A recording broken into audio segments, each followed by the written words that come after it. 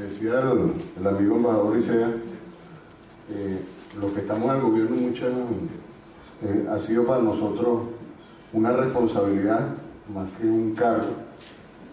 Vengo dirigente sindical del sector textil y metalúrgico y me tocó asumir la responsabilidad, como me pidieron aquella vez, por 3 meses del gobierno. Eso fue en el 2001, no me han dejado salir más del gobierno, ¿no? Pero sigo siendo, por formación, por cultura, por costumbre, dirigente sindical, ¿no? Y ese es decimos que somos trabajadores en funciones de gobierno. Venimos ahorita a la OIT, como decía, nosotros somos un caso extraño en la OIT. Generalmente en la OIT están los países acusados por los trabajadores o por las organizaciones sindicales de trabajadores por distintas situaciones, se pelean, se negocian, hacen lo que sea. Nosotros somos el único país que somos acusados por las organizaciones patronales, ¿no? Y estamos en la OIT sentados en el banquillo de los acusados por las organizaciones patronales. Se nos acusa de falta de diálogo tripartito, porque no negociamos las decisiones en materia política, sindical y económica con la patronal. Y esa es la acusación principal. Entre ellos, uno de los delitos más graves fue haber aprobado una ley orgánica del trabajo sin haberla consultado y negociado con los patrones. Esa es la razón por la que estuvimos sentados este año, además de decidir el salario mínimo sin consulta con la patronal. Es muy interesante. Nosotros, una de las respuestas que le dábamos era que para nosotros, si hubiéramos negociado con los patronos la ley del trabajo, no tendríamos ley del trabajo. Voy a permitirme leer el artículo 1 y se lo explicamos. Esta ley tiene como, y esto es un texto puño y letra del presidente Chávez, entonces, cuando se reunía con nosotros en la comisión redactora de la ley.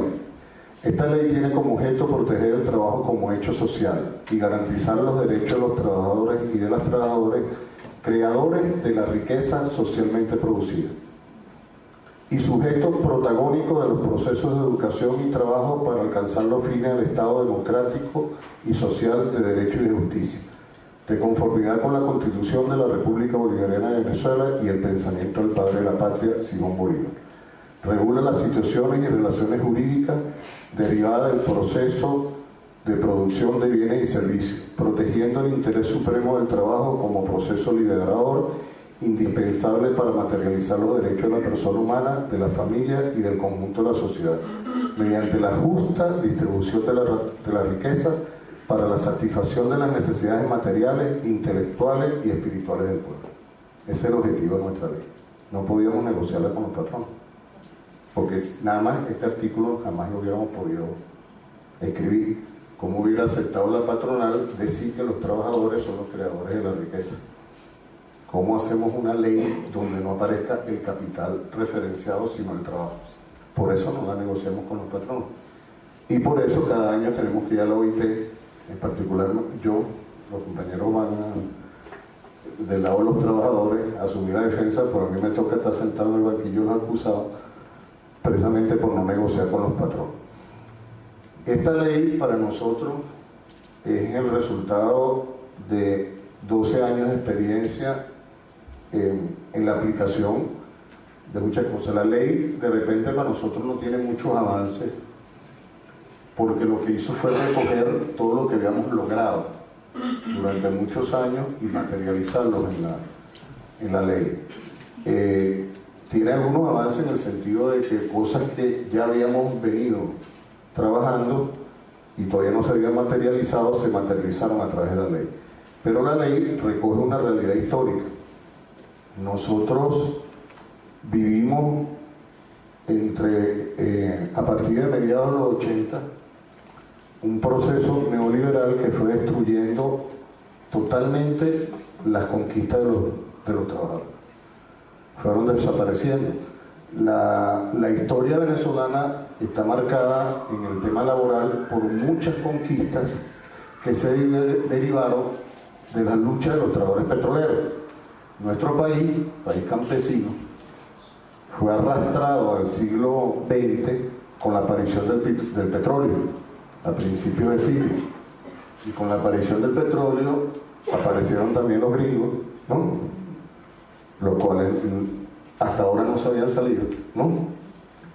Pero también, junto con el petróleo, vinieron las luchas sindicales a Venezuela, derivadas de muchos trabajadores petroleros que venían de otros países y que trajeron la experiencia sindical a Venezuela. Se combinó la experiencia sindical de los trabajadores petroleros y en los años 30 se dio una fuerte lucha, todavía en la dictadura, que a finales de esa década, 36-37, una vez caída la dictadura gomecista, que fue la que entregó todo el petróleo a todas las compañías petroleras, fundamentalmente inglesas, holandesas y gringas, dio nacimiento en el año 36 a las primeras leyes laborales, a los primeros sindicatos, y esas leyes laborales prácticamente crearon todo un sistema de beneficios y de derechos laborales que de los trabajadores petroleros se extendieron al resto de los trabajadores en un país poco industrializado. Entonces fue ahí, se dio. Esas leyes se mantuvieron durante años, inclusive en la época en los años 60, cuando cae la dictadura perejimenista y se abre el periodo democrático representativo en Venezuela, que surgió también con la apropiación, en cierta manera, de lo que hasta ahora habían sido los recursos petroleros, o parte de ellos, porque se hicieron nacionalizaciones parciales, se aumentaron las regalías. La realidad es que se fortalecieron tanto la seguridad social como muchos de los derechos laborales en un país donde la renta petrolera lo permitía. A partir de los años 80 nos impusieron la crisis económica. A un país que no estaba en crisis económica le impusieron la crisis económica porque era la necesidad del neoliberalismo. Nosotros fuimos convencidos de alguna manera de que nuestro papel en el desarrollo industrial era el de ser un centro comercial, ¿no? Un país con alta capacidad de compra, ¿no? No tenía por qué sembrar, no tenía por qué producir, ¿no? Porque podía comprar todo. Vendíamos petróleo, teníamos dólares y con los dólares podíamos comprar. Con eso se fue desarrollando una poderosa clase media, ¿no? Y un endeudamiento masivo de un país que a la vez se combinaba con un empobrecimiento cada vez más grande tanto de la clase obrera, que iba desapareciendo en número fundamentalmente por el tema de la desaparición de las empresas. Y esa política neoliberal tuvo su mayor expresión hacia finales de los 80. Hacia finales de los 80 empezaron a aplicarse medidas que llevaron a subir los costos, porque era un país que debía vender la gasolina a precio internacional, ¿no? que debía abandonar el campo, que debía abandonar determinadas áreas, y ese país que se iba empobreciendo aceleradamente y que había conocido una bonanza de los años 70, dio lugar al Caracazo. El Caracazo fue una insurrección popular que se dio en el año 89 y que es la madre de nuestra revolución. O sea, como dijo Chávez 1000 veces, nosotros somos hijos del Caracazo. El Caracazo, ese alzamiento popular que nos costó más de 3.000 muertos, fue la primera estocada que le dio un país a la política neoliberal, a la política del Fondo Monetario, y que, aunque no se produjo una derrota práctica, porque de verdad no derribamos el gobierno, porque entre otras cosas ni siquiera estamos preocupados por el gobierno, ¿no? La realidad es que ese Caracazo dio una medida de lo que el pueblo odiaba o de lo que el pueblo estaba dispuesto a enfrentar, producto de políticas que hasta ahora venían pasando en todos los países latinoamericanos como una receta, la receta del Fondo Monetario, a la que no había otra alternativa que calarse, por decirlo de alguna manera. Después de esa insurrección del 27 de febrero, donde sacaron al ejército a enfrentar a las barriadas populares y donde se produjo una división en el ejército cuando muchos oficiales medios se negaron a enfrentar a los barrios, y otros que aunque no se negaron, llegaron peor que los que se negaron, porque los que se negaron, algunos los detuvieron, otros los pasaron a otras áreas, pero muchos que no se negaron llegaron peor porque tuvieron que ver que sus soldados disparaban contra gente del pueblo. Esa fue la base de la insurrección militar del 4 de febrero dirigida por el comandante Hugo Chávez. Nuestro ejército se dividió. Eso parece normal. Solamente que la fractura de nuestro ejército no fue una fractura vertical, donde una parte estaba de este lado y otra parte de este lado. Nuestro ejército se dividió horizontalmente. Arriba los mandos y abajo los alzados. Esa es una particularidad de nuestra historia. El alzamiento militar de Hugo Chávez Frías es un alzamiento dirigido por lo que nosotros desde la clandestinidad llamamos los comacates. Eran los comandantes, los tenientes, ¿no?, los capitanes, ¿no?, y los mayores. Comandantes, mayores, capitanes y tenientes, comacates. No había generales, fue un alzamiento sin generales. Ahí es parte de la realidad y eso también es hijo del 27 de febrero. Sin embargo, una insurrección popular, el 27 de febrero de 1989, una insurrección de militar, el 4 de febrero de 1992, no detuvieron, aunque sí limitaron bastante, no detuvieron el programa neoliberal. Hubo una destrucción masiva de los derechos laborales, fueron desapareciendo poco a poco, en algunos casos por inercia, iban desapareciendo las instituciones, los derechos, se hizo costumbre que de la noche a la mañana, con complicidad de la dirección sindical, con complicidad de lo que fueron dirigentes sindicales muchos años, la central sindical, la CTB, fueran desapareciendo derechos, hasta el año 97. En el año 97 la comisión tripartita decidió la eliminación del sistema de prestaciones sociales, decidió la eliminación de la seguridad social para pasarla a fondos privados de seguridad social, decidió la congelación del salario mínimo porque había una teoría que decía que tenía que venir tiempos económicamente mejores porque el salario mínimo empujaba la inflación y veníamos de 107%, habíamos cerrado el año 96 con 107% de inflación y no era recomendable el salario mínimo. Nos hicieron todo un paquete contra cualquier cosa que era reivindicación laboral. A esa comisión tripartita nosotros le debemos una estatua, porque esa comisión tripartita dio paso a este proceso. Una cosa que decíamos en la OIT, en el año 97 la comisión tripartita destruyó todas las conquistas de los trabajadores, todas. Desaparecieron toda nuestra población laboral. Entonces, no solamente le desaparecieron sus derechos, sino que vivieron con los sueldos más bajos de la historia, sino que inclusive económicamente empezó a sufrir, desapareció la carne como alimento, muchas casas de trabajadores no tenían servicios básicos porque pagar el agua significa no pagar la electricidad. Fueron desapareciendo inclusive las condiciones mínimas de vida de muchos trabajadores. Y ese año la OIT recibió el presidente Caldera, el último presidente de la democracia representativa, como un héroe por haber logrado, por el mecanismo tripartito, una modificación, una flexibilización histórica de las condiciones de trabajo. 6 meses después, el pueblo juramentaba a Hugo Chávez Frías como nuevo presidente. Y la primera decisión en el propio acto de mando de toma de posesión, donde el presidente Chávez jura sobre la moribunda constitución, expresamente llamar a crear una nueva constitución. En esta parte, que es la parte laboral, que es la que nos interesa, nosotros trabajamos en esa constituyente desde los trabajadores, Entonces se hicieron, tenía el número por ahí, no lo tengo acá, pero se hicieron más de 17.000 asambleas con trabajadores.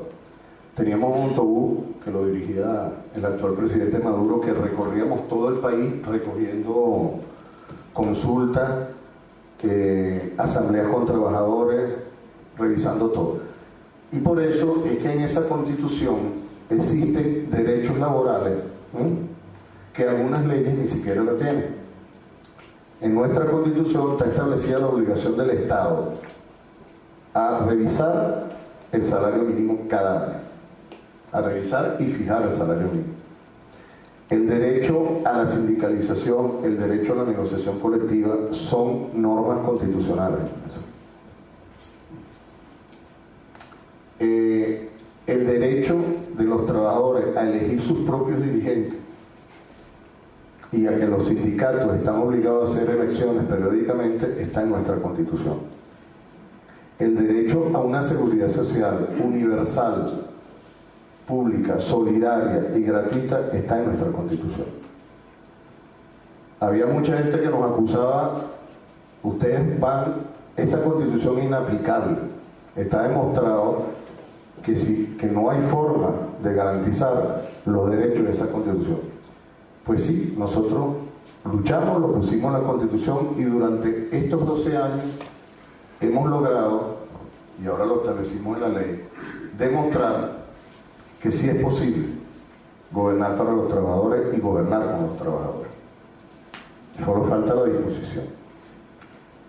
El golpe que nosotros nos intentaron en el 2002 tenía un objetivo: derogar la recién creada, eso poca gente lo sabe, la recién creada ley de hidrocarburos.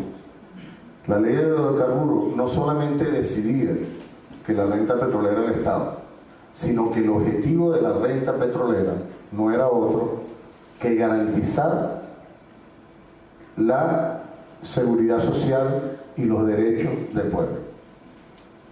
Y por eso es que nosotros, que no dejamos que los fondos de seguridad social se privatizaran, porque en el 98 se votaron que se privatizaran, a partir del 2002 no contaban con Chávez, no tenemos fondos públicos de seguridad social pagados a partir de la renta petrolera, y nosotros pasamos de 360.000 pensionados que difícilmente recibían un salario, casi el 30% del salario mínimo, y difícilmente lo cobraban seguido.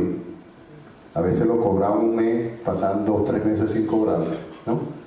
Hoy tenemos un sistema de seguridad social donde hay 2,5 millones de pensionados. Porque además nosotros reconocemos el derecho de los pensionados de los trabajadores. Y cuando hablamos de trabajadores lo hacemos en el sentido general. Por ejemplo, las amas de casa para nosotros son trabajadores, reconocidas por la Constitución. Y por lo tanto tienen derecho a la pensión, una vez cumplida la edad. Porque aquella mujer trabajadora, aunque también hay amos de casa, pero la mayoría son mujeres, que dedicó toda su vida y todo su esfuerzo a sus hijos, a su casa, también es un trabajo y tiene influencia en la economía nacional y garantiza muchas cosas, porque nosotros vemos el trabajo como un proceso social.